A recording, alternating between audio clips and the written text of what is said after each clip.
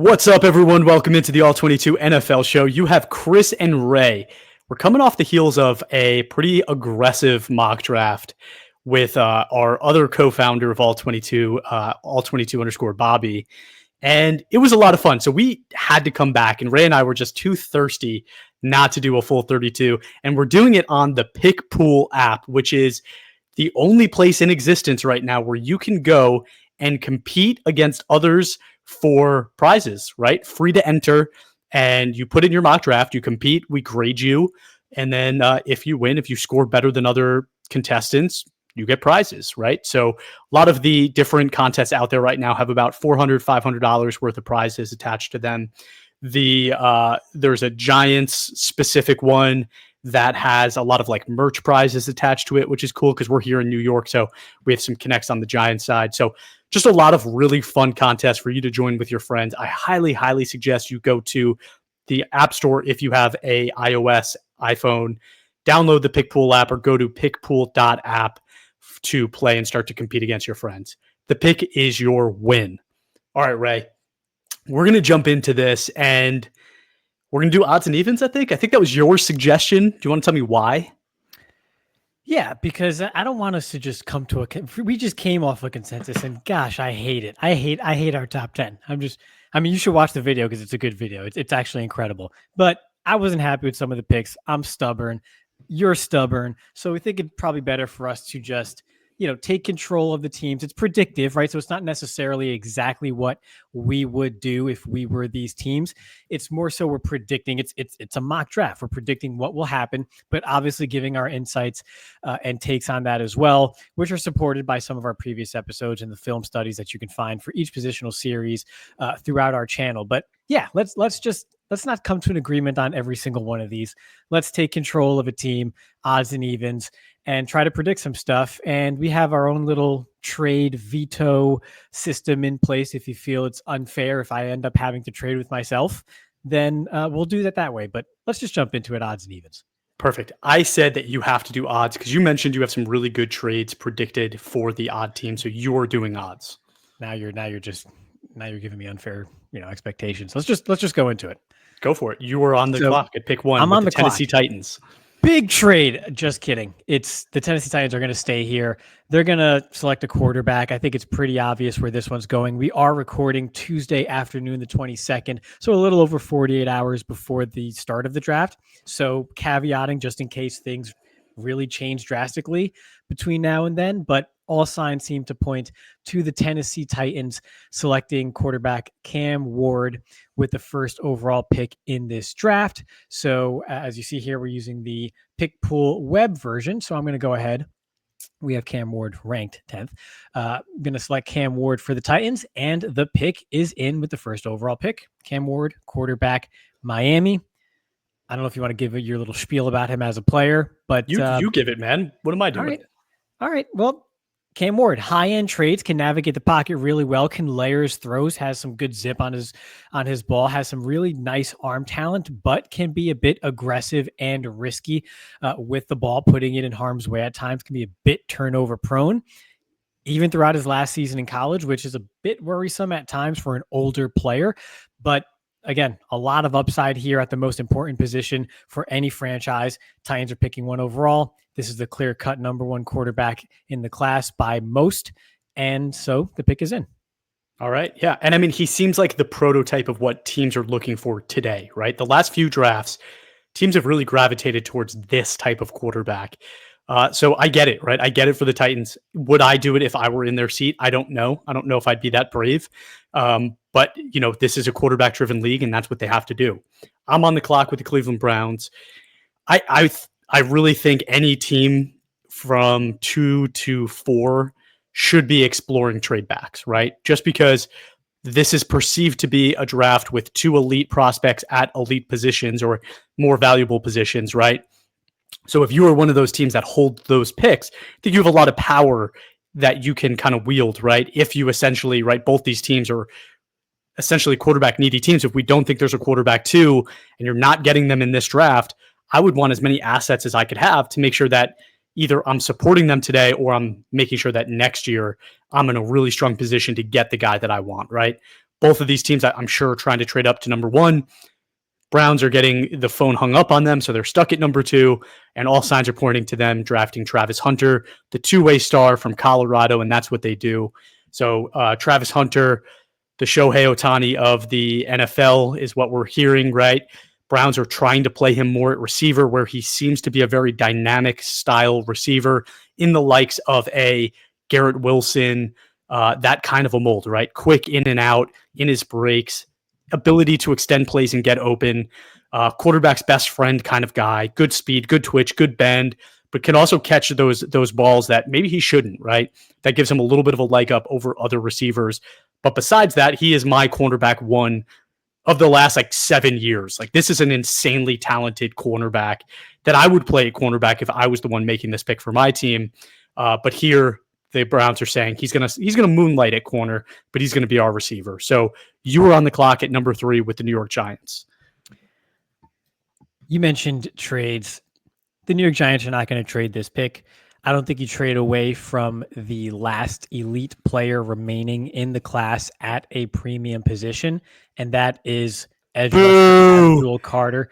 Listen, dude, the Giants need to trade this pick. They need to trade this pick. But they're not gonna. They're not gonna. This is not the trade the Giants want to make. This is not the trade the Giants want to make. Check your phone that after our last podcast, Bobby sent us a text that rumors are already swirling because teams and analysts listen to our mock, and they know that the Giants are thinking about trading this pick. Look ahead. You're not going to trade it. Think about it because they're sitting around for the next 2 days just waiting for the draft to start. They can think about a lot of things, but they're going to sit here. They're going to take the last remaining elite player at a premium position, which is Abdul Carter, the edge rusher. And that's going to be that. Kayvon Thibodeau, kind of in a put up or shut up stage of his career, really hasn't broken out as much as they had liked or hoped that he would at this stage. You don't turn away from a player of this talent, and none of the remaining quarterbacks at this stage of the draft warrant passing on a talent like Carter. So they're going to go ahead and take Abdul Carter, who was incredibly productive in his lone season in college as an edge rusher, played his first 2 seasons at linebacker for Penn State, got better and better as the year went on, pretty much checks every box physically, even played through injury and was still a monster in the playoffs. They're not going to turn away from this talent here. They would have to take less in order to move back anyway. I don't think they would get good value trading out of this pick regardless. So they're going to stay here and pick Abdul Carter. It's easy. It's simple. It's to the point. This is what you do. Sometimes you just have to hit doubles. Not everything has to be a home run. Yeah. And this is probably a home run. This could be a home run. You just don't have a quarterback, so no one's on base. Right, exactly. So, I mean, I think in most draft classes, this is a very valuable pick where you'd want a couple firsts or a first in multiple seconds to move out of this spot. I think in this draft, there's a chance that a team like the Bears can be calling them up and saying, I'm going to give you our first and third and maybe a 4th next year to move up from 10 to 3. I think teams are actually going to consider that, right? Just because of the value. If the Giants did that, right, and say they go back to 10, they're giving up Abdul Carter, but maybe at 10 they get Mike Green, or maybe they get Will Johnson, right? A player like that. And then in the 3rd round, maybe they get, I don't know, RJ Harvey or a running back that, could add a little bit more boost to their backfield. So I don't hate it. I don't hate them moving back, but I think if they do it, they have to stack picks in next year's draft class. So we'll see. We'll see what happens. But okay, Abdul Carter goes 3 to the Giants. Patriots are on the clock at pick 4. And I think they're a team that would very much be answering the phone. Although I don't think if this is predictive, that's what happens. I think the Patriots are going to stay here and they're going to take what they think is their franchise offensive tackle in LSU's Will Campbell. Again, this is not the pick I would make. I wouldn't even pick him as my first tackle off the board. I wouldn't take him as my first interior offensive lineman off the board either, though, right? But I think the Patriots really like the intelligence that he plays with, the positional flexibility that he plays with, right? You forget that they have other offensive linemen already on their roster that can move around the offensive line, so we know that that's something they covet. And Will Campbell, again, being somebody that kind of fits into the culture, can become a leader in that locker room. They need leaders in that locker room. You want to protect your franchise quarterback. That's what they end up doing with Will Campbell. if it was me and this was what would I do, this pick would definitely be either trade back or it would be Arizona's Ted McMillan. But okay, you were on the clock at 5 with the Jags. I'll say real quick too, if it holds and they keep Will Campbell at tackle, this at least also, I would hope, makes guard better. I mean, just stop moving around Michael Onwenu so much because it's hurting him. You're not getting the best out of him when you do that. So I'll say that. So far, it's been kind of chalk, right? Based on predictions that we've seen, again, 48 hours out from the draft. I think that's going to continue here, but I do think this is the first spot in the draft where you might see some lunacy. I won't even call it lunacy, but I think this is a nice sort of fork in the road. I would not be shocked if Ashton Jeanty goes to the Jaguars. Again, he is one of the few elite players in this class, and the Jaguars could use a running back here. However, I am going to go with Mason Graham, the defensive interior player out of Michigan, because in many eyes and in mine too, he's an elite player. And that's a perhaps more coveted position. They have a big need on the interior of that defense as well. I think it makes all the sense in the world here. So it's a natural fit. He's going to really just boost that defensive front for the Jaguars here. Now you have Josh Hines-Allen, Trevon Walker, Eric Armstead, and now Mason Graham. I think those pieces fit really well together and build a nice solid foundation for your defense up the middle there, starting up front. So I'm going to go ahead and put in the pick for Mason Graham to the Jaguars. So you entertain some fun stuff here, but in the end of at the end of the day, it's going to be Mason Graham. I like the Mason Graham pick for them. I think they have to concentrate on trenches, whether it's offensive or defensive. They go defensive here. I think it's a solid pick, right? You're getting a leader. You're getting a guy with multiple years of elite production and a breakout age of like 19. So solid pick for them. I am on the clock with the Raiders, and I mean, chalk pick is that they're taking Ashton Jeanty, right? The running back, but I don't really think that that's what's going to happen. If I was going to do a predictive mock, I would say that isn't what's going to happen. And the reason being is I think Tom Brady is going to have a voice in that decision. And if you know anything about his career with the Patriots, is he didn't often have a top running back on his team. That wasn't necessarily how they won or were successful. You know, there was the one year they had Randy Moss, but otherwise they didn't really spend high draft picks on receiver either. So he always had a good offensive line. He always had good defense. And I think he's going to do one of those things. I think there's two ways I'm leaning, right? I don't know which one it is. It's either going to be the cornerback out of Michigan, Will Johnson, or it's going to be the tackle out of Missouri, Armand Membu. If you were on the clock, Ray, and those were the two guys you had to choose between for the Raiders specifically, where would you think they would go? I would have Membu higher. I think Johnson's stock has dropped for real.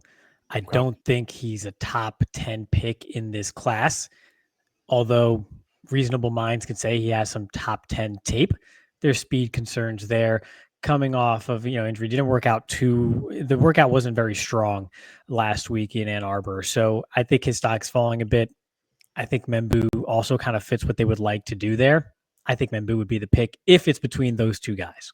That's where I'm going then. Let's go Armand Membu. All right. And I kind of agree with you about Will Johnson. And it's funny because some of the comps that you see is that he's similar in play style to Pat Surtain. And if you remember that draft, I think he went like 12, right? And he's now defensive player of the year. So you think teams would learn, but they often don't. But okay, Armand Membu to the Raiders at 6. You are on the clock with the New York Jets. Quarterbacks figured out now? Are they feeling comfortable with Justin Fields? What's happening? No, they're not feeling comfortable with Justin Fields, but what they're not going to do is take Justin Fields the lesser, which is all that's remaining at the quarterback position. You have a new coach who, again, so now his seat's not hot. He's not on the hot seat. The Jets coach has been on the hot seat for the last 2 seasons now. So he's got time. He's not going to lose his job over a bad season. So I think they're going to go ahead and take the best player available, which, I don't know. What's that, Chris? Is the phone ringing, though? Is another team with an odd selection here going to move up because they really like Shedeur Sanders? And I tried to do this before, and you just nixed it in the bud. But Mike Tomlin really love Shedeur Sanders. So the Steelers are on the phone from 21 and are willing to give up their 1, 2, and or their one next year and maybe a 3 to go ahead and move up from 21 to 7 and take their quarterback Shedeur Sanders. What do you think of that? You said one next year and a third. Yeah, maybe another 5th or 4th, whatever it is to make the numbers work. But the core of the deal is 21, the first round pick next year, Yeah. and a third this year. If you think that that's what's going to happen, I don't think it's an unfair trade, right? So I would let you put the trade through. I just really don't see Pittsburgh doing that. This is an organization that stayed where they were and took Kenny Pickett a few years ago, right? Like they kind of let the draft board fall to where they need it to be, and they feel confident taking their guys. And sometimes it's contrary to what others would do, right? But they kind of trust their process and do things their way. I don't really see them being a team that is looking to trade up. They're looking for Shedeur to fall to them. I would say that, but I don't think they jump all the way up here to make this pick. But again, it's your pick. If that's what you want to do, I think it's a reasonable trade offer. I think they want to control their own destiny here. And they're a little bit worried about others maybe jumping up in front of them later on. So they're going to go ahead and look at how easy that was. You saw how easy that was to just go ahead and just swap the team there for a trade? There you go. Shedeur Sanders is the pick to the Steelers at 7. So it's done. Let's see what happens. We're 48 hours out. Just make sure you now go to pick 21 and switch that to New York so that we're aware, right? So just for the people out there, you can switch it real easy, but you do have to switch the other pick as well manually, at least for now. So we're going to go ahead and do that. Okay, so now Shedeur Sanders is off the board at 7, which I think I would be really excited about because I do think Shedeur is a good player and worth a first-round pick for a team. Do I love that they traded multiple picks to make it happen right after trading a second-round pick for DK Metcalf? That's a lot of capital betting on the now, and I don't love that piece of it. But okay, let's see what happens. I am going to pick for Carolina. Again, this is predictive. I think the market is telling us one name in particular pretty loudly. And there was an interesting little tidbit I saw on X, Twitter, whatever you call it, where somebody was ranking these prospects based on all of the interviews that they've conducted. And one thing that stuck out is like Jalen Walker apparently crushes interviews, like is a tremendous human being that people like. He's super intelligent about the way he plays the game. And for that reason, I think he's going to be attractive to teams, especially teams with major defensive needs. Can you go ahead and open up the kind of big board? I just want to see what defensive players we kind of have in this range, right? So Jalen Walker is there, the name I was kind of talking about. There's a couple of corners there. They have JC Horn, who they just paid big bucks. So I think they feel kind of okay at corner compared to other positions. They're hoping that, the interior of their offensive line gets better with Derek Brown coming back healthy. So I don't necessarily think they go there. I think they're really set on getting that edge rusher of the future. I think, if they believe Jalen Walker is that guy, I'm comfortable with that being the pick. I think it's an okay pick. Let's go ahead and do that.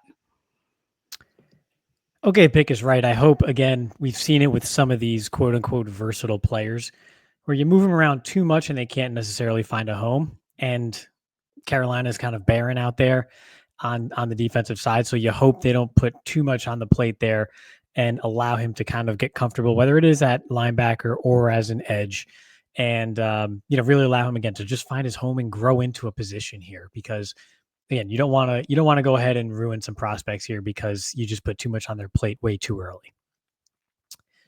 The New Orleans Saints. This is a tough one, but another one where because of a new head coach, I don't think they overreact and take a quarterback when they have so many other needs. I think they know enough that throwing a quarterback, especially from this class, into a subpar situation here is not good for their future. So they're going to go ahead and just shore up the rest of the roster. They can go any number of different ways here. You still have Genty on the board. They could go wide receiver. There's a lot they can do here, but I'm going to go ahead and just taking a look at what's left here. Take Ted McMillan. I know we kind of had this in the top 10 also, but You don't know what's going to happen with Chris Olave long term with his concussion history. They could use another weapon. And even if Olave is fine, they really complement each other really well skill set wise with the big body of Tet McMillan and a lot of the yak and the smooth over the middle stuff that Olave can do. I think these fit really well together as pieces in the passing game. So go ahead and shore up the rest of your roster for when you eventually take a quarterback, and you'll be better off for it. So no panic. Kellen Moore's got time. He's got some runway. This roster is old. It's broken down. They're going to go ahead and take the best remaining wide receiver in Tet McMillan. I love that pick. It's kind of one of my favorite picks of the draft is Tet McMillan to the Saints. And there's something about it that, like, if he gets drafted to another team, I'm going to still picture him in the Saints uniform, and I'm not going to be able to get it out of my head. And it's just a weird kind of thing. So for that reason, I'm thinking this is going to happen. That's like my intuition, I guess. But the Bears at 10 did not need to trade up, and Ashton Jeanty is still there. I don't need to talk about this very long. Let's just go ahead and lock in that pick. I think they run the card up. Yeah, everybody who plays fantasy football in any format is extremely happy with this.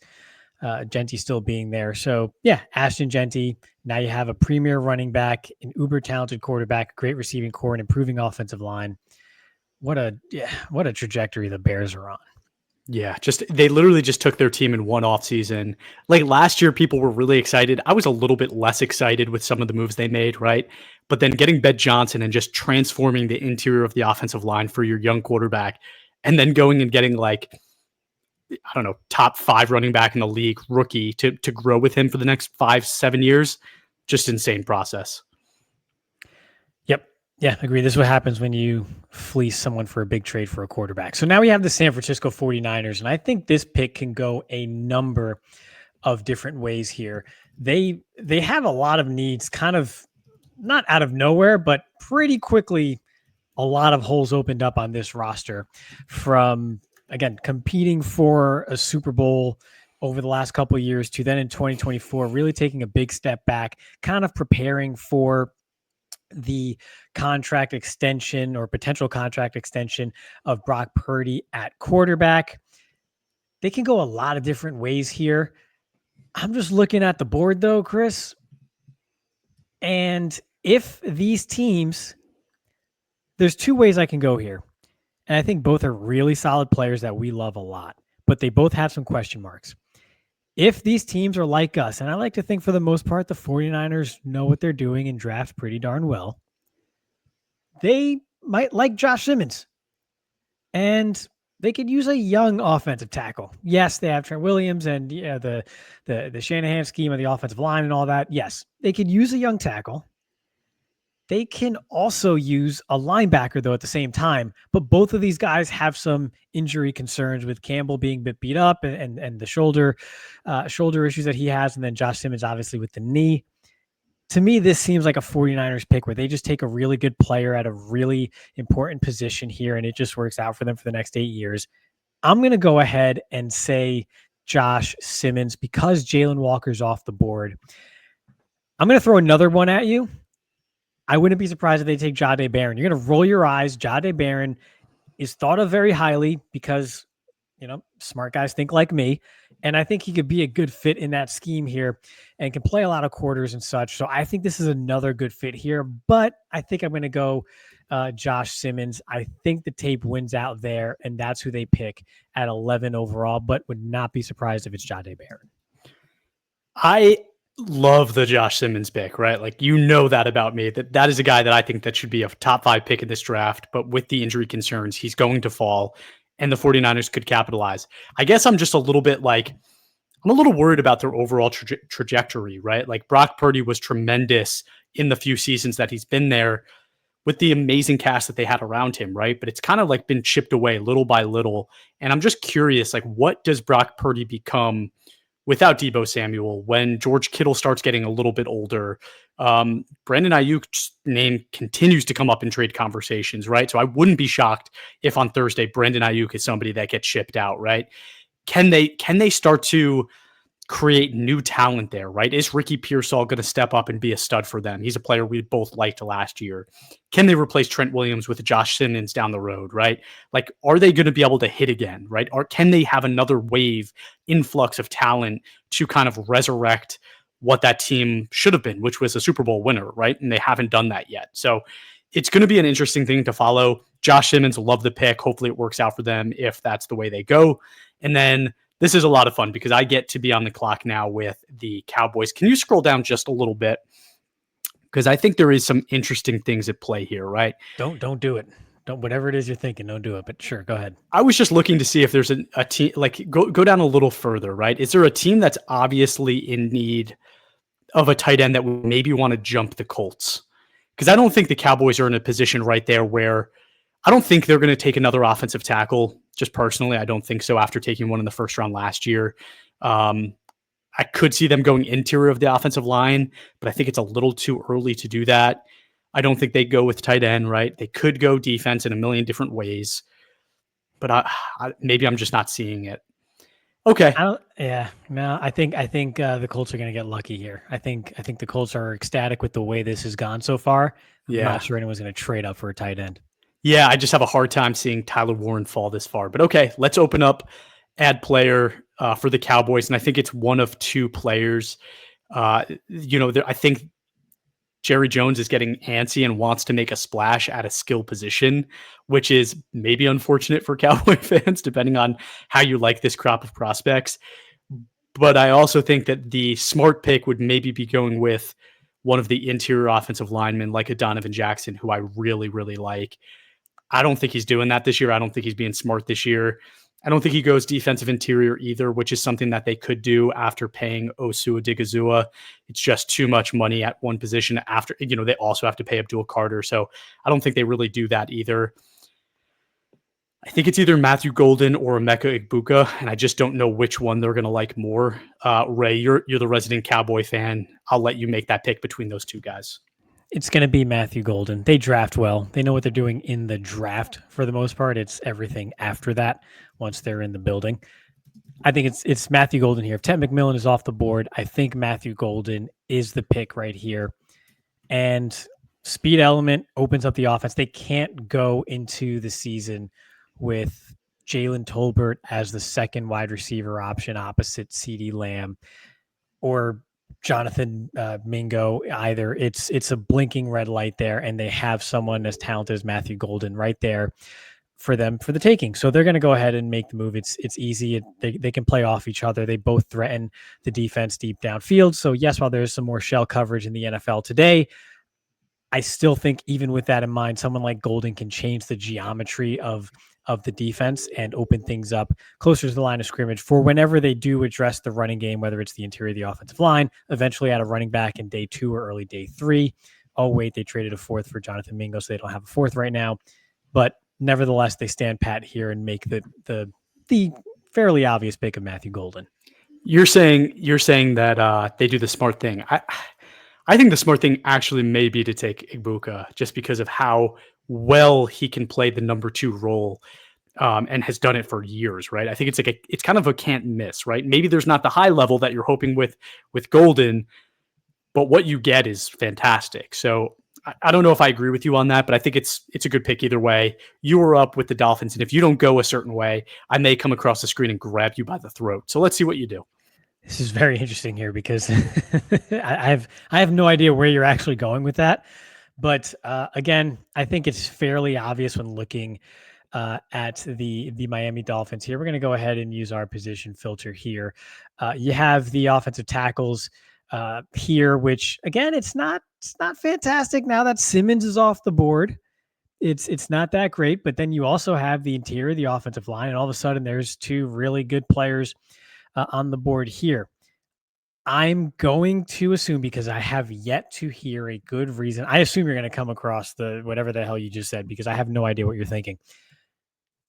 I assume that the Dolphins are going to like this player also, and they're going to go ahead and take Donovan Jackson here. I understand they have a big need at offensive tackle, but I can't justify taking one of these names this early Banks Jr. just doesn't quite do it for me.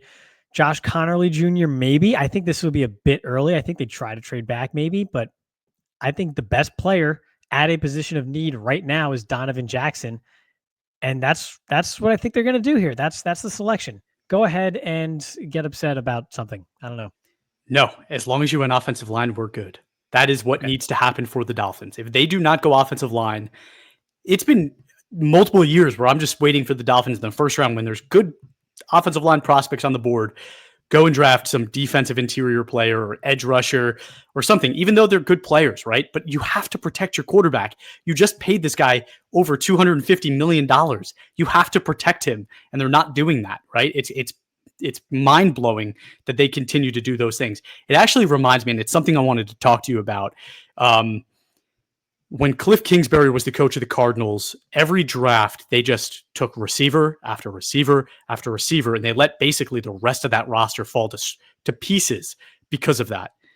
Kind of feel like the same thing is happening with the Dolphins, where they're just trading away draft picks, right, for Bradley Chubb and Jalen Ramsey.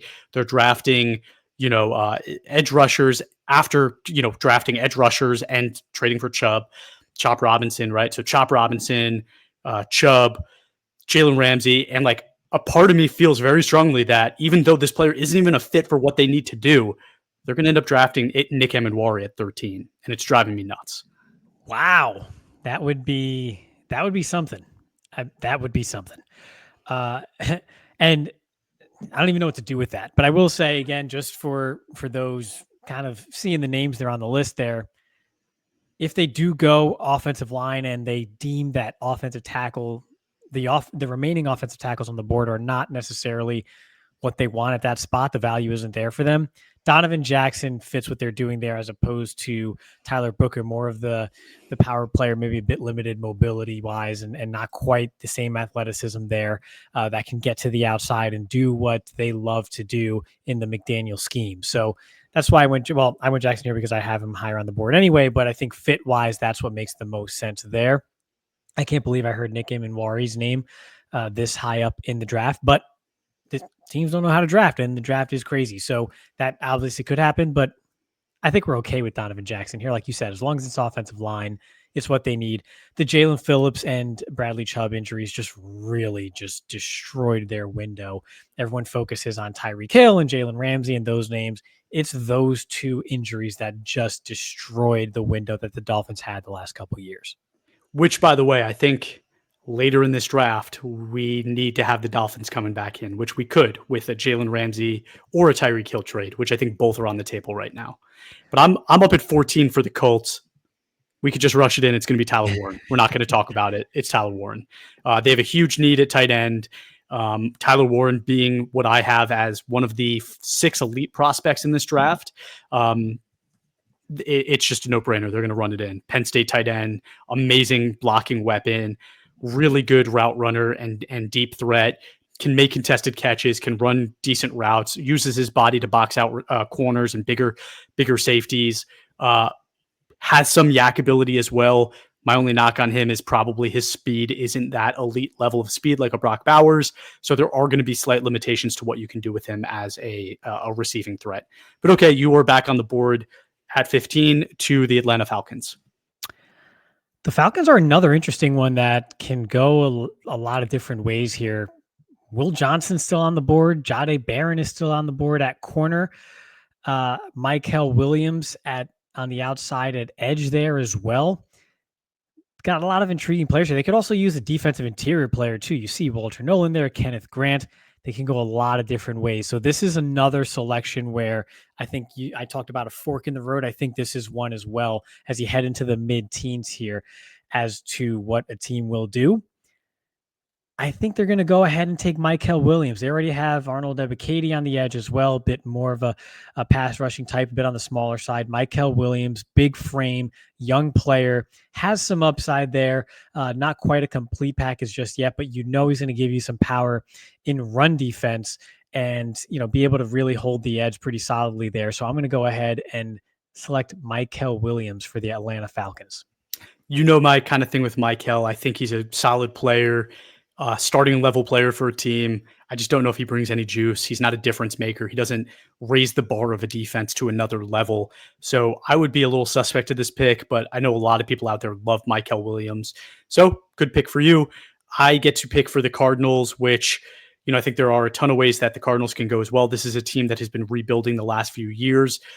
And, similar to kind of like the Giants, where they've added a lot of like big name players, they just haven't really done a great job of building depth to this roster, right? And it just hasn't really accumulated to anything that allows them to start to compete at a level that they want to compete at, right? With Kyler Murray now being in a second contract, they need to start to compete. I don't think they go receiver again. I don't think they go offensive tackle after adding Paris Johnson a couple of years ago. And I think they have Jonah Williams too at the other side for at least another year. So it's not like a huge pressing need. I do think they probably go defensive line. So why don't we take a quick look at defensive line?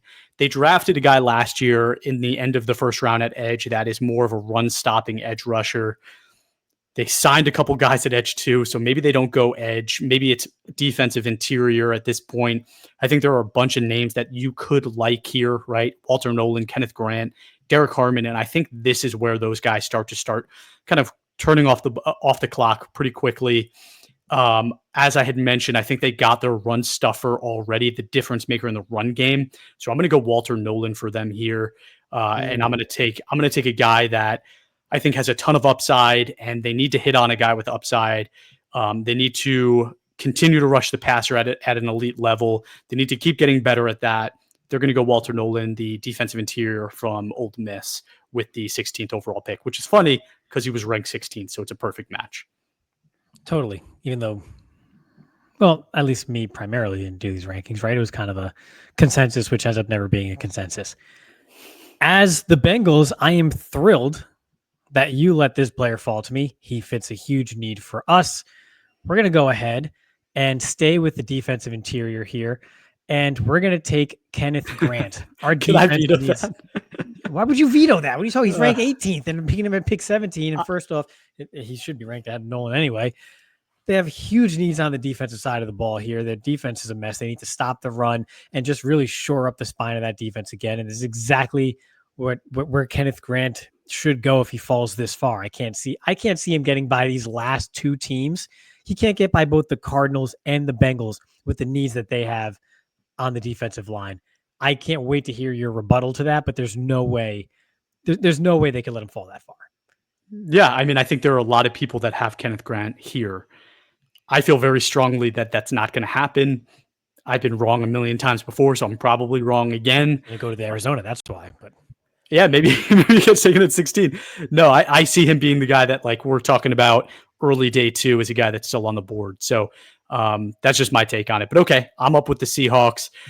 This is another team that has a lot of different needs, right? They need interior offensive line in a bad way, but they also like kind of need a lot of things now, right? Like they traded away DK, they had Cooper Kupp. Could they go receiver? Possibly. Could they go tight end, right? Like it's kind of been just kind of like floating by at tight end. Maybe they could go tight end. I know Colston Loveland, a lot of people like him. I think that would be a fine pick for them. But the interior offensive line is just so bad that I feel like they almost have no choice but to go interior offensive line. So let's take a look at who's left here.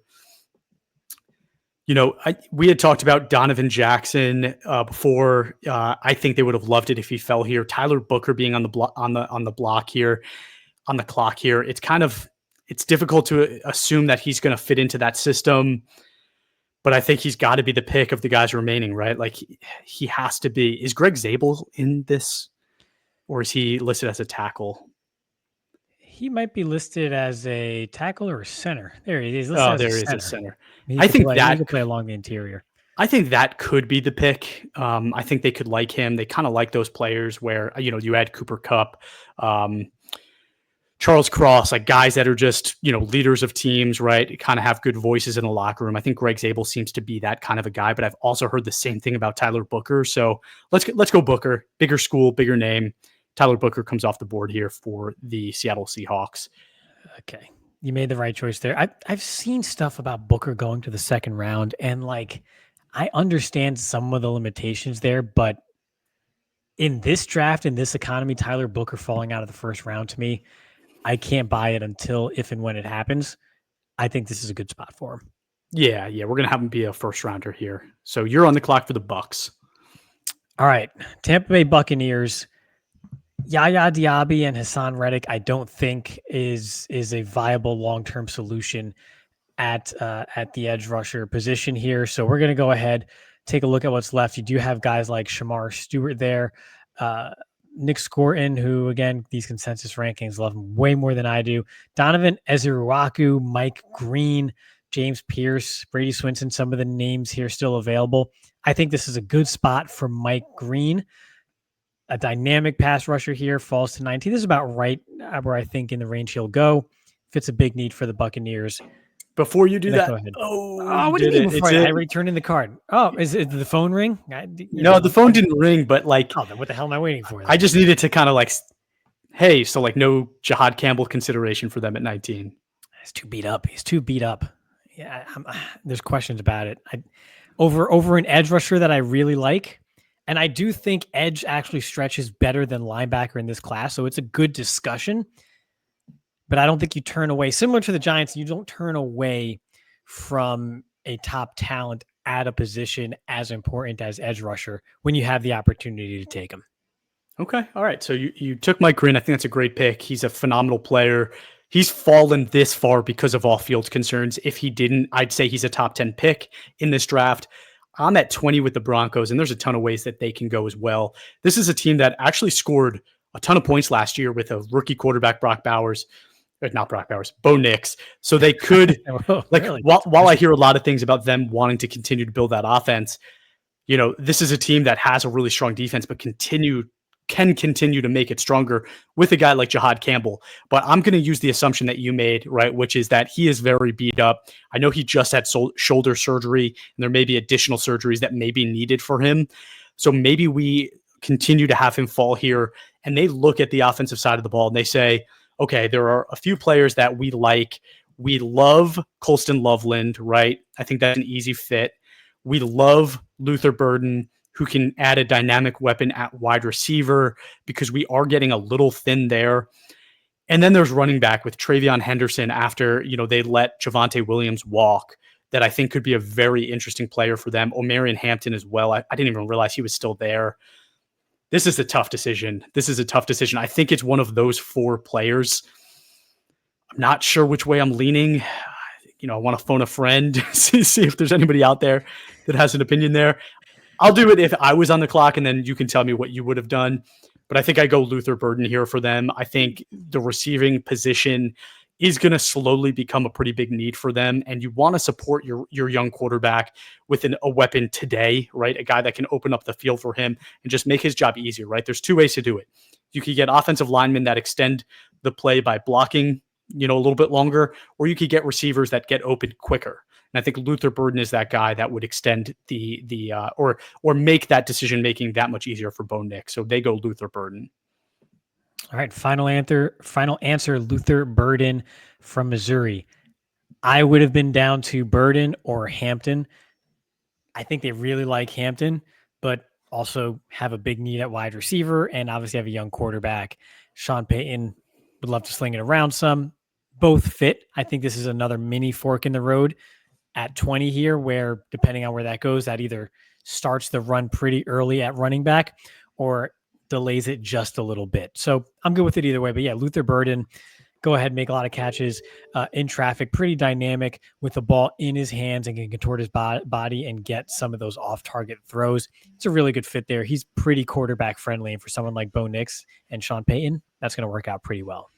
So I know you're on the clock here, but I want to just kind of propose something, get a little worm in your head, okay? If the phone's not ringing. Well, the phone is ringing, but it's not me that's calling, right? It might be you that's calling yourself. It's me that's calling. Okay. But if you look at what just happened, right? Luther Burden goes to the Broncos at 20. If you look at after the Jets, the next two teams, what they have in common, right, is they both have receiver needs. And with Luther Burden off the board, that position starts to get pretty thin pretty fast. Could it be that the Jets make and you could even look for teams further down the board if you want, but is there a chance that the Jets decide to trade again to add more draft capital, whether this year or next year, right? Yeah, the Houston Texans as well could be another one. I actually wanted to propose that your odds, right? So this is going to be you anyway, but Just do it because I'm odds, but I'm also the guy sharing the screen, so it's really hard. All right, so I'll keep up propose on that, something. yeah. I'm going to say Houston tries to trade up to 21 by offering 25 and a second round pick next year. That might be rich. It might be like a third next year to move up that distance, right? Let's say 25 and a third next year to move from 25 to 21, because I think pairing CJ Stroud with Emeka Egbuka is something that would be great for his development and his process. I know they have offensive line needs, tremendous ones, but I still don't think this is the spot where there's great value at the offensive line for them, especially with Tyler Booker and Donovan Jackson already off the board. So what if they trade up and just give CJ Stroud his college teammate in Emeka Egbuka? Ooh. So it's actually a very enticing offer. Let's stew on this for a little bit. I struggle a little bit with moving back and not getting the extra pick this year. If I get the third this year, I think I do it. And the Texans have 2 third-round picks, 79 and 89 in this coming draft. So I think they have the munition this year to go ahead and trade one of those. And I think a fair compromise there would be, say, pick 89. Don't have the draft chart in front of me to see how that works out. But give me one of those thirds this year instead of next year, and I think that's an accepted trade. Do they have their second this year? They do not have their. Yes, they do. They have picked 58. Okay. All right. So then, yes, I agree. Let's give you the second of the third round picks to make this trade happen, to trade up with the Jets here to get Emeka Egbuka. All right. Look at that. Now I'm going to hold my breath for a little bit, but we'll talk about why. So Texans trade up and select wide receiver Emeka Egbuka. I really like that trade for the Texans. This is a good potential spot for that. So kudos to you for being on the ball for once. But you're also up again then. So I mean, you kind of touched on it. Emeka Egbuka, the chemistry there with CJ Stroud can fit like a glove. Can step in. He's, like you said, familiar with the number 2 role there. He's got Nico Collins opposite him on the outside. I think they complement each other pretty well too. Egbuka really can. He's a chameleon. He could fit in any scheme and do whatever you need him to do, honestly, and just get to work and be uber productive. So yeah, I actually really love the fit. I think it makes all the sense in the world for the Texans to try to get up in front of some of these teams to go ahead and get their guy. Okay. All right. So because I basically stole your pick there, I'm going to go ahead and make my pick super quick again, which is going to be Colston Loveland to the Chargers. The coach was the Michigan coach, had him when he was at his best, developed this guy into what I believe is a top 15 player in this draft, right? A guy that can be tremendous at the next level, an amazing route runner, but a guy that's more than that and is very technically sound at the position, does everything well and well enough to be a high pick in this draft. And I think the Chargers are ecstatic about him falling to this spot. Would they have gone receiver if some of the other guys fell to them? Maybe, but I think they're really happy with Loveland falling to them at 22. Yeah, now I regret making the trade. I think the Jets really like Loveland, but we have enough needs that we're not going to panic. We're not going to freak out. We've got some extra draft capital. We would have liked to have a tight end there, but fine. We're a little upset about it because we think that was the one landmine remaining, but it is what it is. Sometimes it's just the way the draft goes. The Packers. Do you want to do this one? No, God, no. I kind of did the Cowboys. Why don't you want to, What I did is I gave you 2 options and you chose between them. If you give me options, okay, I'll help you, but I don't want to be the one to do it. So we have, so I think here looking at the Packers, I think these 3 team needs here are spot on and we really could go any which way. At corner, we still have Will Johnson and Jahdae Barron on the board here. There's some other names like Morrison and Ravel that we could go to, but we have some intriguing options at corner. At edge rusher, we've got Shamar Stewart, more of a bigger body, which I think you kind of have enough of those on the front. Scoring, I don't know what the heck he's doing up here. Donovan Ezeuruaku, James Pierce, Brady Swinson at edge. Some connection there with Ezeuruaku that could perhaps be pretty intriguing. And then, yes, you could go wide receiver. My contention here is It's probably a little bit rich for any of the remaining names here. Trey Harris, yes, big body. Jaden Higgins, another big body. I think this is a bit too rich for the wide receivers at this point. Look, we got wiped out. The Texans were aggressive. They took perhaps our guy here at wide receiver. So I'm a little bit in between taking an edge rusher like Donovan Ezeruaku, who I know you're just such a huge fan of, or one of these two corners here. I think it comes down to one of these three guys, Johnson, Barron, or Ezeruaku, based on fit here. I'll let you decide. It's tough, man, because as a Packer fan, you know what's going to happen, right? We're going to be in this position where the guy that you like is available in Will Johnson, and the Packers are going to trade down to the second round and get one of the guys you don't like, right? Not that you don't like him, but maybe you're a little, you think there's a big gap between Will Johnson and the next guy.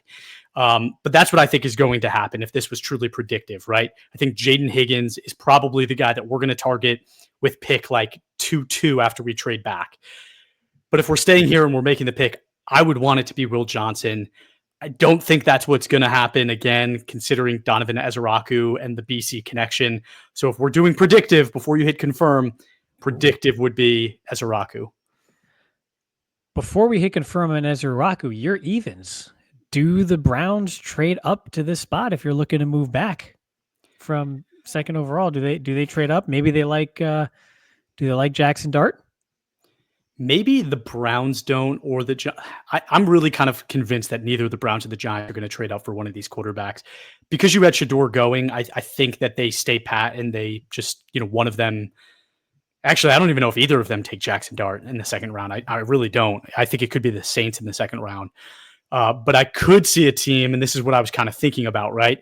Is like if the Dolphins call and are offering you their second round pick, which is like 213 or something like that, right?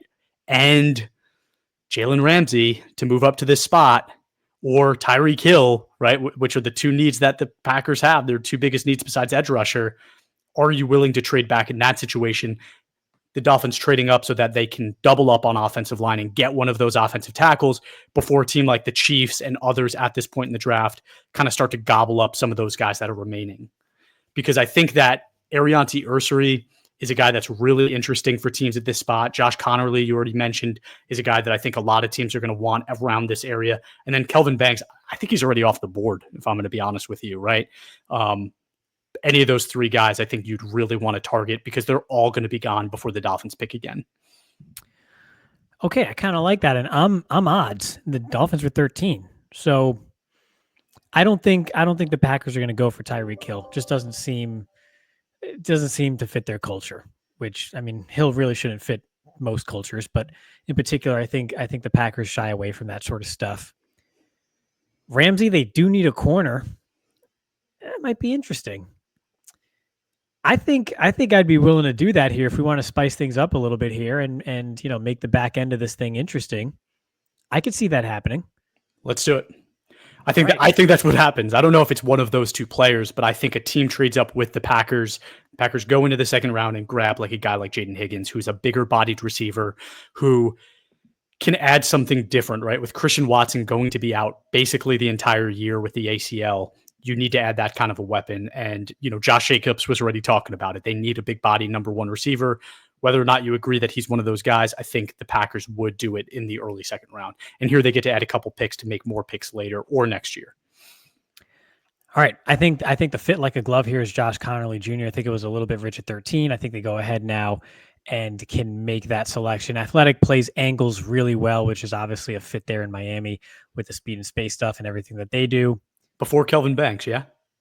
Yeah, I think Kelvin Banks, first off, we saw what he got tired in some domes, man. And I know like Miami kind of plays in one too, but I don't know how he's going to do in that Miami Heat. But I think Josh Connerly Jr. Let's get the guy that went to school in Washington. I love it. Or Oregon, or wherever he was. Oregon, you mean? Yeah, let's go for that. He plays the angles so well, though. I think this would be a more natural fit for someone like Connerly. He moves in space. He's more about cutting off angles as opposed to really overpowering the defenders in front of him here, which again, I think really fits into what Miami likes to do in the run game, and they're quick in the pass game as well. So if you could play those angles in your drop early on, That's what you need in a quick passing game. I think Connerly does that better than anyone remaining on the board at this point in time. So even if in a vacuum, Kelvin Banks might be higher, I think Connerly Jr. is the fit here for Miami. All right. I like it. I'm Right, surprised at how many trades we made. Yeah. You gotta stand for something, Chris. This is a lesson in life that you're gonna have to learn and understand one day. You have to stand for something. Okay. We can't just come in here and just be chalk. All right. Chalk is boring. Anyone can chalk. Anyone can come up here and just go, line by line. No, we gotta think outside the box. You got to go ahead and kind of create your own, pizzazz. You gotta really just kind of take this thing by the horns and, put yourself out there, see what happens.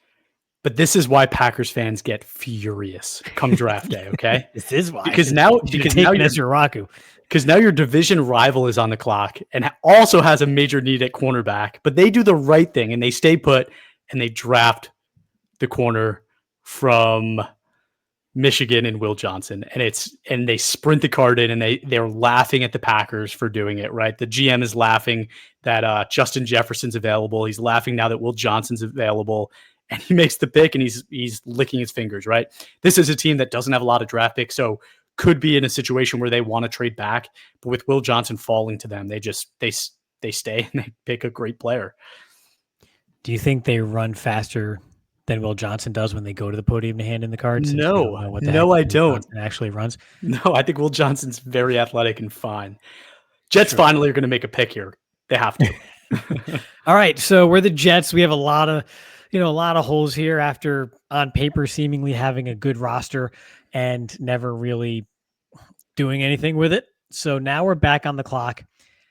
We talked before in our previous episode doing the top 10 about how we lost DJ Reed. We have Sauce Gardner, the big outside corner with some length on the outside who can press and so forth. We have Jahdae Barron who can move in and out from outside and the slot, much more versatile, can play many different positions for you. Smart, heady player, kind of fits what they like to do here. We have a defensive-minded head coach. Jahdae Barron allows you to really open up that defensive playbook with everything that he can do for you. Veteran guy, smart, is going to come in and be able to take on a lot of responsibility right away. This is another one that we're ecstatic is still here at 24. The NFL dropped him way too far because of quote unquote size concerns. So we're going to go ahead and take him here and make our defense a lot better because of it. Jahdae Barron is absolutely the pick for the Jets at 25. Oh, cornerbacks back to back coming off the board. If I'm the Jets in that position, that's a great pick. So I can't really fight it. But I also would very much consider Malachi Starks, right, with the needed safety. And I talked about it, right? Yes, Brian Branch fell to the second round, but he wasn't the athlete that Malachi Starks is. I think there's levels to this, and Malachi Starks is at that better level. I'm not saying he's an elite prospect, but he's almost there. I would take him if I were the Jets, but a great pick again with Jahdae Barron. And now I'm on the clock with the Rams. And this is a really hard team to pick for, I'm going to be honest with you, because they've kind of done some weird stuff, right? Adding Devontae Adams after getting rid of Cooper Kupp. They're kind of in this purgatory of like, are we still trying to win? Are we going for the rebuild, right? They've kind of rebuilt their defense with all of these young draft picks along their front seven. Yet on the offensive side of the ball, they kind of remain one of the oldest teams in the league. So I don't really know, right? Like, I don't know which way they would lean here. I think you can look at it two ways. I think Kelvin Banks at offensive tackle is an interesting one, but they technically have two tackles that are starting level good players. But the player that we both said was falling because of injuries is still there in Jahad Campbell, I think, right?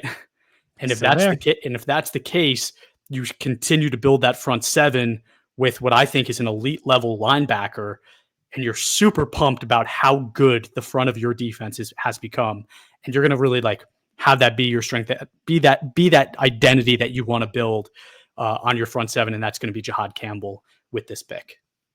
Look at how this linebacker board drops off after those first two names. Holy cow. There's guys I like. There's guys I like.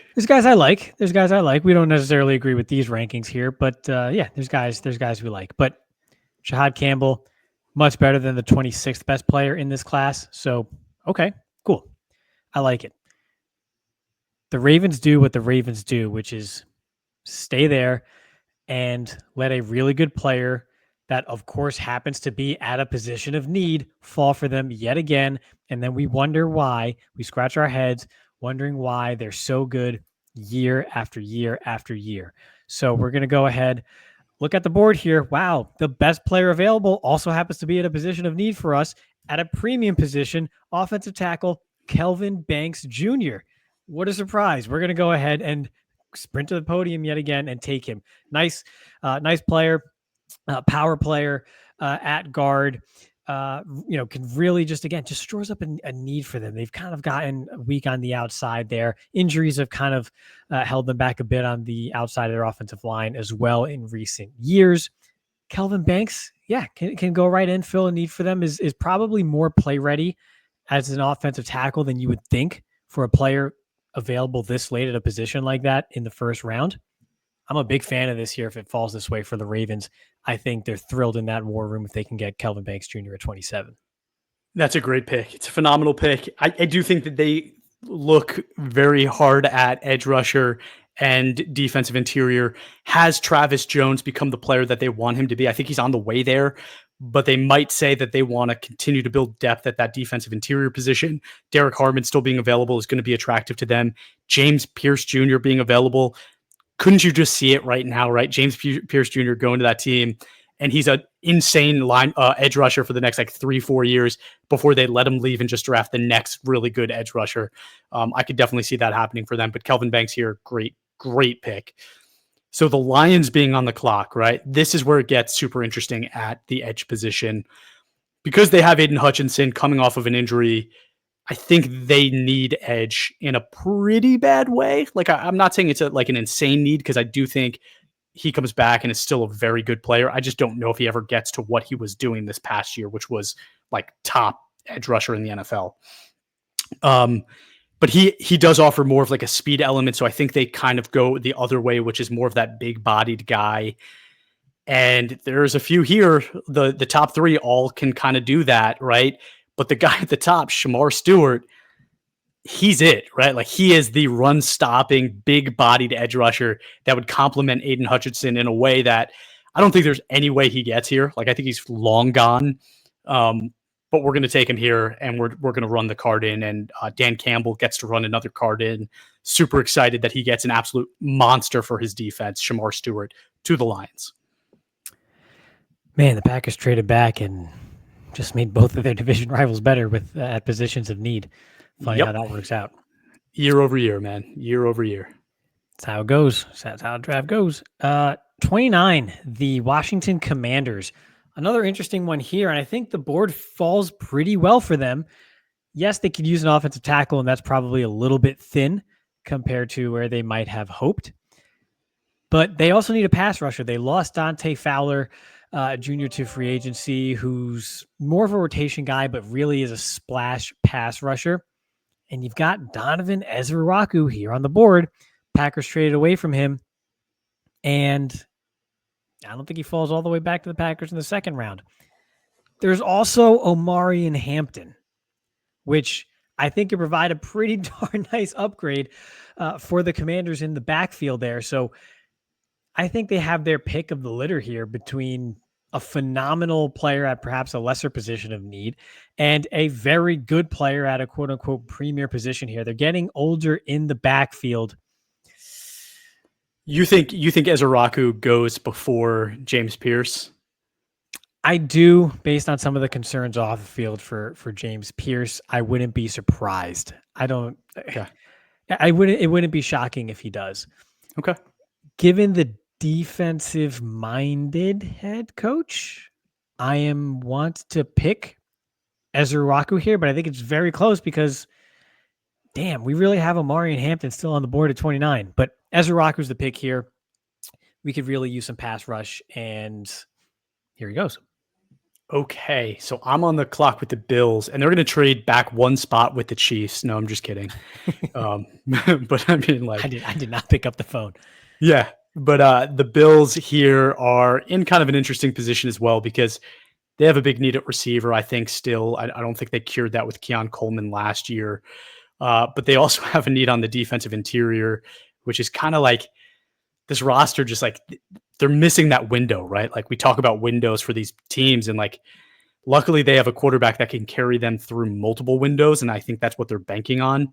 Let's take a quick look at both receiver and defensive interior at who's left here when you have a chance. Raymundo. All right, let's look at, I don't know, receiver is going to be hard, man. See, I think Trey Harris has too many similarities to the way Keon Coleman wins in that they're primarily big body deep threats. Jaden Higgins, same. Jalen Noel's interesting. I just think it's too early for him. So let's go ahead and look at defensive interior and see what's left there. We have Harmon, Sander. Man, I mean, Harmon is a guy that I would like for this situation. We talked about how Darius Alexander too. He's too low. He's too low on this. He is too low on this. But Derek Harmon's right there. There's also some medical concerns potentially with Derek Harmon. Really? Okay. Could be a thing. So that might be why he falls this far in the first place. Okay. All right. Well, I mean, I think he's a guy, right? We talked about how I wanted to see him finish plays a little bit better than he does, but he is a guy that disrupts quite a bit, right? And they have other guys on that defense that can finish plays. So let's go ahead and take Derek Harmon. Again, it's not what I would do, but I think it would be the pick if this is how the board fell for them. Yeah, I think that's a darn fine selection here. You go ahead, you get up, you hit a single, you get on base. Derek Harmon, and he's got the upside. Like I said, he just needs to finish, but he's got the length. He's got a fantastic frame.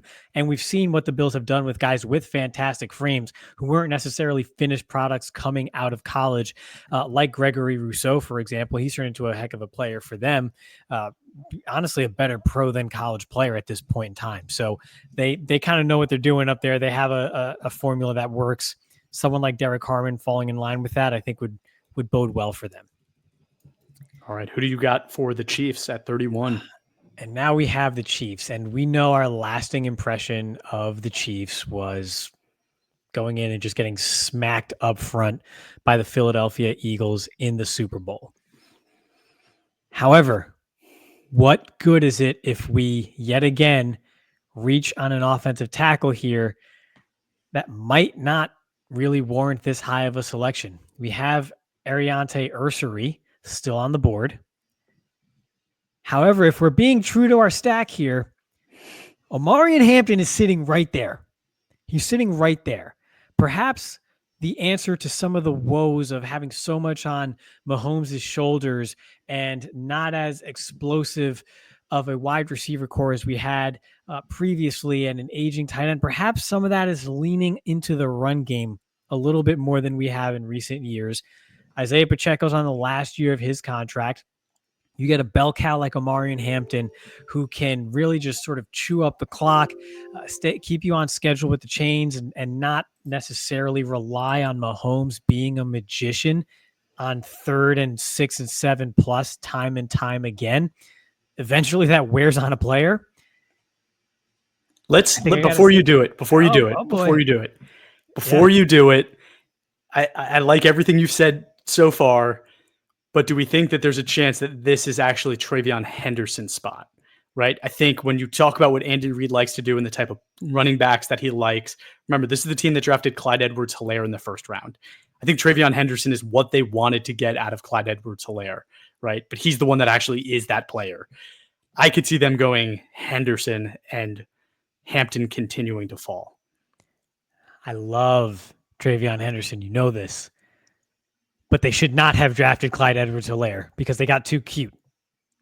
That would be too cute. I don't think you could pass up Omarion Hampton. To me, Omarion Hampton is still the clear-cut number 2 back in the class.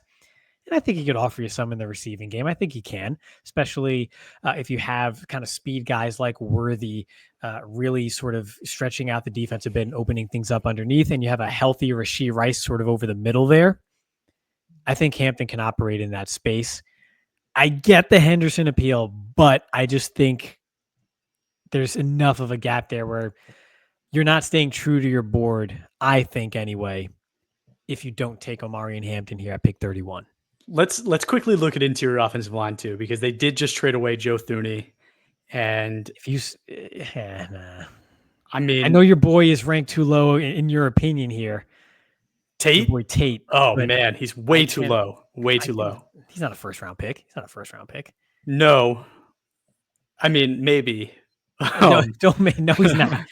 but No, he's I not. know that people do like Jonas Savanaia a lot as well. We Yeah, talked about Milo needs to be higher for sure, but yeah. we have Zabel listed as a center, but he could play guard as well. Do they really go with Omarion Hampton? Does that seem like a culture, like the type of player that they go for? If you think so, man, it's your pick. Let me just shut up and I'll be quiet. But like you said, we're both really opinionated. Had to give my 2 Are we cents. about to submit a full first round mock without Omari and Hampton going in the first round? Eagles could trade back, I guess. I don't. Yeah, maybe. Yeah, I think we might. I can't see that happening. I can't see that Okay, so happening. put him in For there. Gray Zabel, I like Gray Zabel. I like Gray Zabel. I do. I just always have to. I got to be the bad cop with him because of you and your love for Gray Zabel. So it sounds like I don't like Gray Zabel. I do. I like Gray Zabel quite a bit actually. But Omarion Hampton is a top 15 player in this class, and we're picking here at 31, and we could use a running back. I can't see how Maybe you the go away Eagles from that. double down. And they go Saquon, Maybe Omarion Hampton. We're that gonna. would not be smart. That would really Okay. not be smart. All right. Go ahead and take Hampton. Yeah. So Hampton, he's going to keep those legs moving. He's going to break some tackles. He's going to keep them ahead of the chains, like I said.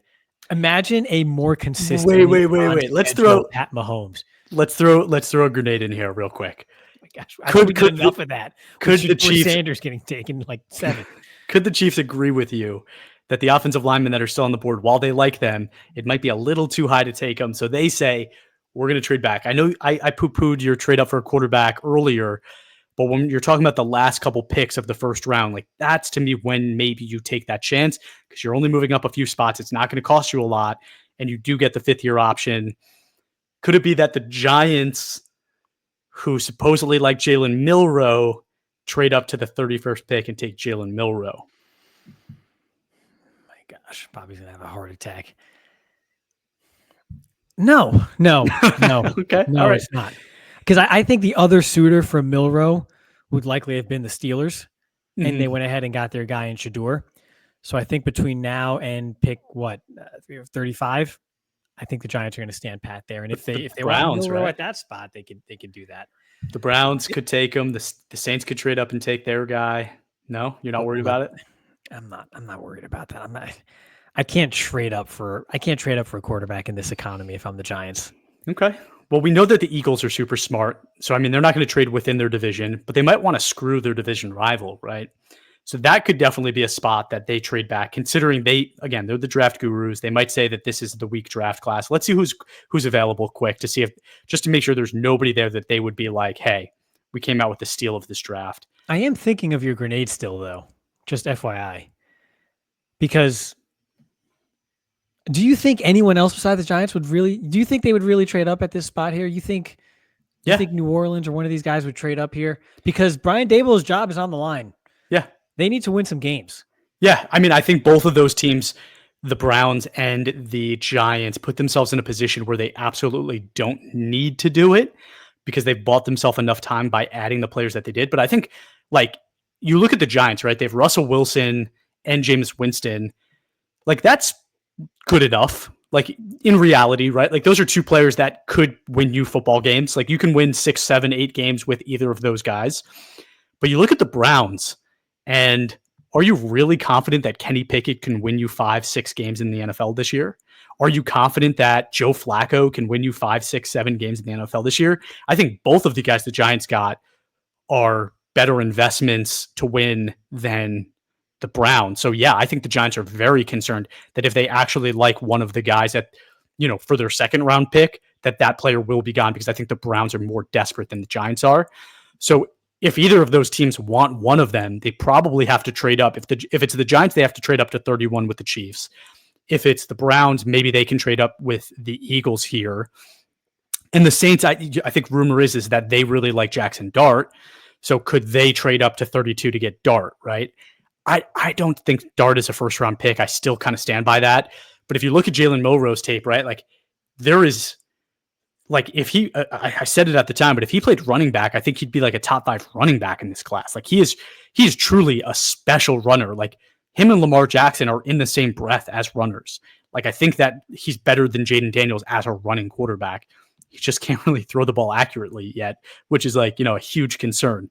But Josh Allen struggled with that too. So the Giants could be looking at this and saying, we can fix him. We can do that. If we have to take a gamble, we're going to lose our jobs anyway if we don't get it. If we don't take anybody, we have to take a gamble. Like, we have to go get Jalen Milroe. That's why I think the Giants make a lot of sense to do it. But if you told me the Browns were trading up to 32 to take somebody, I think that could happen too. Okay. So here's the thing. If it's at 32 with the Eagles, they're not going to want to give the Giants a deal here. So they would be more apt to trade with the Browns. So the Browns can go ahead and get their guy. And then if you're looking ahead a little bit here, right, you're anticipating that the Titans here, between Skoronski and Zeitler on the interior and Cushenberry at center, that they're not taking your guy at this point, Gray Zabel, on the interior of the offensive line. So if you have your eyes on Zabel here, I think you're okay moving back 2 spots so that the Browns can get their guy. You acquire a 4th or something, and you go ahead and you can still get Gray Zabel there. I think they could get Gray Zabel at 2 picks later. I don't think the Titans are taking him. So that's one scenario. If it's at 31, then I think the Giants are more apt to trade at this spot here, because the Chiefs have some options here. And I tried to say that. You did try to say that, but we were arguing in our war room. We're looking. Can you rescind a pick? I could tell Goodell give me the damn card back. I don't know, man. Has it been 10 minutes? Yeah, that's the thing. The clock is less than it was 20 years ago, Yeah. and they had, I think, 15 minutes in the first round. I don't think Hampton's going to the Chiefs. I feel pretty strong about that. I don't think he'd be the guy they take. But I can't see him going out of the first round. So maybe a team trades up to 32. Let's take it one step at a time. The Giants trade up to 31 to get Jalen Milroe. Are we going to do that? I think we do that. I think the Giants trade up to get Jalen Milroe, and they know they cannot trade with the Eagles. Interdivision trade is going to be tough, especially if the Browns also kind of have their eyes there. So I think the Giants would make sense to trade up. It's our podcast, our rules. I could take the card back from Goodell, and we could give the Giants pick 31 here to get Jalen Milroe. We could do that. The beauty of the pick pull app. The beauty of the pick pull app. Look at that. Look at how quick that was. One click. And then I just go ahead and who knows how far down Milroe was in these damn rankings. Not that I necessarily disagree with it here, but there you go. And I think that makes sense. I think the Giants, it would have to be with the Chiefs at 31. Chiefs can they have a couple guys on the board still. They pick up an extra pick here because they got some holes as well. And now they could say, hey, if a back still falls to us at this point, great. If it's Ursery early in the second round, maybe that's a bit easier of a pill to swallow at that point in time. Again, they can go a multitude of different ways here. They're not locked in, which makes it easier for them to trade out of this. And it makes sense for the Giants to come up ahead of Philly, where they likely wouldn't get a good deal at 32, and they get their guy. I mean, if you're a Giants fan, it's kind of why earlier in the draft I was saying trade back, right? Like, trade back from 3 if you're not getting the quarterback at 3, and acquire multiple draft picks in next year's draft. And then do this little small trade up, and you feel better about it because you're giving, like you said, it's costing you a 4th or a 5th round pick to move up these spots. It's not a huge deal. And if you acquired a bunch of picks earlier for next year's draft, if Jalen Milroe shows up and he can't play quarterback, you're okay, right? Like, you're okay because next year you can go back to the well. You could get another guy. You're going to have a new GM, a new coach, and you're comfortable. Jalen Milroe is going to be your spell quarterback, running back with Tyron Tracy, right? Like, whatever it is. You're just all in on Jalen Milroe to running back. No, because I think he's so talented, right? Like, I think he's so talented to be on the football field, and you want to put him on the football field. And again, it's like maybe the Giants brass can really teach him how to throw accurately. Like, maybe they can. Maybe he just needs to get older and slow down like I did. That hardly ever works out. I'm just saying, but it did with Josh Allen. The group of people that did it are now the Giants coach and GM. That's all, right? So Marion Hampton's on the. That's the Sel Tamara. That's the Sel Tamara. The Eagles are on the clock. They obviously don't need a running back, and you are desperately in need of getting O'Mara Hampton in this first round. You cannot see a world where he does not end up in the first round. Let's open it up quick because I want to see, right? Like, is there anybody else that I'm like, no, this guy has to be in the first round? I don't think so. None of those guys. No to anyone saying even worry. So just no. I mean, it's in my mind, it is. I get the off-field stuff, but James Pierce falling out of the first round, especially with the Eagles being on the clock and like, they lost a couple edge rushers. It's like that could be the steal of the draft. It really could. But I'm okay if you really feel strongly he's not going to be in the first round. Then we need to figure No, I out. think he could be in the first round. I just think this is a potential top 12, 13 type of player who's falling because of this. So top 12 to 32 is still a fall based on character. I'm not saying he's undraftable. Right? I'm talking like I know the particulars. It's more so just the whispers about it that seem to be legit from legit people. So that's all there is to it. I think this could be the range, give or take, for Pierce. If we wanted to hit an easy button, which we're not going to do, we're locked in with those previous picks before the Chiefs at 31, who are now the Giants. It would be a lot easier for us to have just taken Hampton for the Commanders and then sit here and take Ezra Iwaku for the Eagles, and that's their pass rusher and so forth. But at the same time, if you have question marks off the field, the Eagles, they took Jalen Carter. I mean, they're okay with some of this stuff, right? They'll do their homework. Whatever Big Dom does up there, maybe he's a part of this process too. Who knows? James Pierce, it would be so Eagles to take a much more talented player than you would typically get at pick 32 because of perceived off the field issues at pick 32 and have it work out at a premium position. That's so Philly. That's exactly what happened with Jalen Carter. This would just be to a little bit of a lesser degree and extent, but it would make a lot of sense. Have I talked long enough so that the Browns still haven't freaking called me? The Browns still haven't called me to make this pick in that sense, then fine. Then I'll sit here and take James Pierce. So I think James Pierce is a great pick for the Eagles, and you hit on all the things and the reasons why it could happen and maybe should happen. But I'll throw a team out there. Oh, they won't do it because it's in the division, right? The Cowboys. I'm like, could the Cowboys be a team that trades in for a running back? Not with Henderson also still on the board here. If you still have both backs, both of those, and I think they like Caleb Johnson too. I think they're okay right now. I think they may trade up a little bit later on in the second round because you never know what someone like San Francisco is going to do. And there's a few teams lurking there that might also take a running back at that point. Vegas didn't take Genty in this go round, so that's a potential landmine. But I don't think they're going to trade up back into the first for a running back here. They also don't have their fourth round pick. They traded it for Jonathan Mingo. So it's kind of tough for them to trade up when they don't have that fourth round pick this year. Sorry, I threw up. Is there any other team that needs running back that doesn't have to move super far? I don't think the Titans do it. I don't think the Browns do it, even though the Browns do have the need, but I don't think they do that. I don't think the Raiders trade up. I think the teams that need a running back have enough holes that they're not going to trade up for a back at this point in time. James just Pierce, let dude. the talented player. I think it's James Pierce. Eagles just make out yet again, and this is why Howie Roseman is a genius. The draft just always just falls their way. They get a great player at 32. Everything is going to work out. He's going to fall right in line with the culture there because that's just what happens. And the Eagles are way better despite having the last pick in the first round. Jeez, man. I can't believe it. I mean, it was fun. And I mean, if you're the Giants too, right? Like this is another reason I was like, trade back. Because if you're the Giants and you drafted Abdul Carter at 3, you love the player. It's a fantastic player. Definitely a different level player than James Pierce Jr. But you're like, damn, we just traded into the first round to get Jalen Milroe. The Eagles got James Pierce at 32. We could have just done that and had a treasure trove of picks for next year's draft. So if I'm the Giants, I'm a little upset with the way this turned out. Someone's got to call you in order to trade back. I don't think people are going to call the Giants to trade back, and not at least Carter? for good value. You don't not think at least so? For good value, because a team is going to sit there and go, he's got the foot thing, and then he had the shoulder. I don't know. You're ignoring the fact that the Giants now have Abdul Carter, and unlike the last freakazoid that they had from Penn State, the success of Abdul Carter is not so dependent on 5 players lined up in front of him that are historically bad. So, well, I'm going to throw 3 scenarios at you. I'm going to throw 3 scenarios at you, right? We just got Abdul Carter and Jalen Milroe. That's scenario 1. You could have had scenario 2, which is Shedeur Sanders and James Pierce Jr. Would you have liked that better? Or scenario 3, which is you could have had Will Johnson, James Pierce Jr., and an extra first-round pick next year.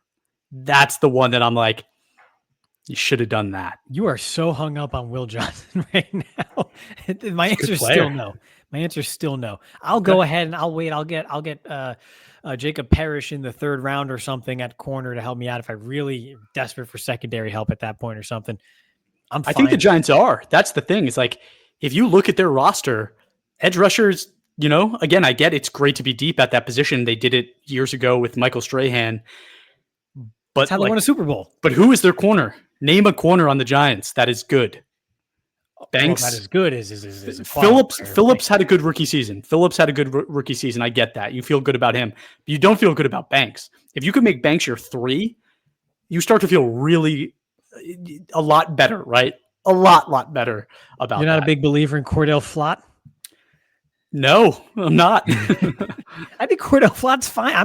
I'm not. I think yes, the Giants secondary wasn't great, but like I'm fine. I'm fine. You know what we haven't talked about? I'm still and maybe this is because teams don't know how to draft. Andrew Makuba should have went in the first round. Okay, he didn't go yet.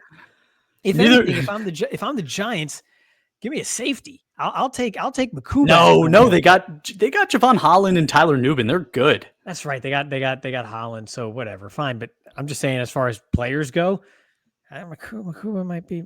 I don't know, man. Will Johnson just scares me. That's what it is. I don't want to shoehorn the Giants into a corner here, especially if it involves doing backflips to trade away or move away from the best edge rusher, bar none, in this class, and perhaps since Micah Parsons 4 or 5 years ago. I know, but also you have to remember they just traded now their second round pick into the first round to get Milrow, where Benjamin Morrison, Azaria Thomas, what's your boy's name that didn't go in the first round that I think he was like your 20th ranked player? Siobhan Revel. Savone Revel, however you say his name, I'm sorry. Yeah, but like listen, those guys are now gone and they're not going to be on your board because they're going to go early for second round. And you're going to be in a little bit of a predicament. We got Paulson Adebo. Okay, I thought that was your boy. That's true. I do love him. We're fine. Right, you do love him. You got Andrew Phillips kind of for the slot, which I think was phenomenal in the slot. So I think that's one you don't have to worry about. Could you use another outside corner? Yeah. Absolutely. But you got Abdul Carter, Chris. Chris, you're so worried about what you don't have instead of appreciating what you do have. The grass is not always greener on the other side. That's another life lesson for you that you're going to have to learn one day. Just be appreciative of what you do have. Abdul Carter's a damn good football player. That was deep, Ray. So Andrew Makuba should have went to the first round, and he didn't go in this mock. So we messed up somewhere. Makuba should have gone. So who's your big winner of the draft? Well, damn, it's the freaking Philadelphia Eagles yet again for getting someone like James Pierce. But just looking through here, I mean, I really like the Colston Loveland fit. I like the Emeka Ibuka fit. The Bengals getting Kenneth Grant. If I don't see how Kenneth Grant goes below Arizona, but if he does, I think that's a big win. But really, when you start to get to around the early teens or around 10, I think the Colts getting Tyler Warren at 14 is a big win for them. And I think the Bears getting Ashton Genty is a big win for them because as you look for the future, right, you have a young quarterback. And yes, the Bears have the weapons on the outside with Odunze. DJ Moore still has a few years left as well. They're okay at tight end. They're fine there, right? And the offensive line is still improving. But now you get a bona fide stud in the backfield that defenses have to account for, along with the mobility of Caleb Williams and those weapons on the outside. There's so much that is stressing out a defense now if the draft falls this way for the Bears that I think they're a huge winner. So if I had to pick two, it's the Bears and the Colts, with the caveat that the Eagles nowadays are just always winning the draft because that's just how it freaking falls for them. Yeah, and you hit 3 that I would have said. The only other one, it's always easy. I took all the answers, my bad. When a team drafts twice, it's always easy to choose them. And again, I don't think this is what the Dolphins do. They're going to get Nick Immanwori with pick 13 instead of what I have as an elite interior offensive lineman. But to come out of the draft for the Dolphins with Donovan Jackson and scroll down, trying to remember who we gave them a tackle, Connerly. But Connerly, right? To get an offensive tackle and an elite guard to shore up that offensive line and start protecting Tua like they should have done for the past 3-4 years, I think is tremendous process. And if you're a Dolphins fan, like, hit the comments and, I'll give you my Venmo. You could just start Venmoing me cash because, like, that is just such good process for them. But everybody, if you liked this and if you liked seeing the Pick Pool app, you can go and download the Pick Pool app yourself on the iOS Apple App Store. Pick Pool, one word. Go download it to start competing today.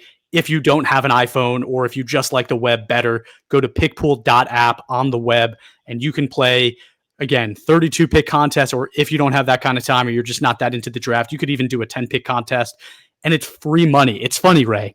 I didn't think it'd be very difficult to give away money, and it isn't, because we have a lot of people in there playing, but it's a little bit harder than I expected. It's literally free money if you win this game, right? Sign up is free, registration's free. You don't have to give us a lot of information at all. You just, sign up with your email and you can win like up to $800 in total prizes plus a bunch of swag along the way. Like, seems like a no-brainer to me. But we'll see. We'll see how many people end up going in there and playing. But really fun app. Everybody, thank you so much for tuning in. As always, give us a follow on Instagram, Facebook, TikTok, and X at all22_PFF. Give us a review wherever you watch or listen to your podcasts, and have a great day.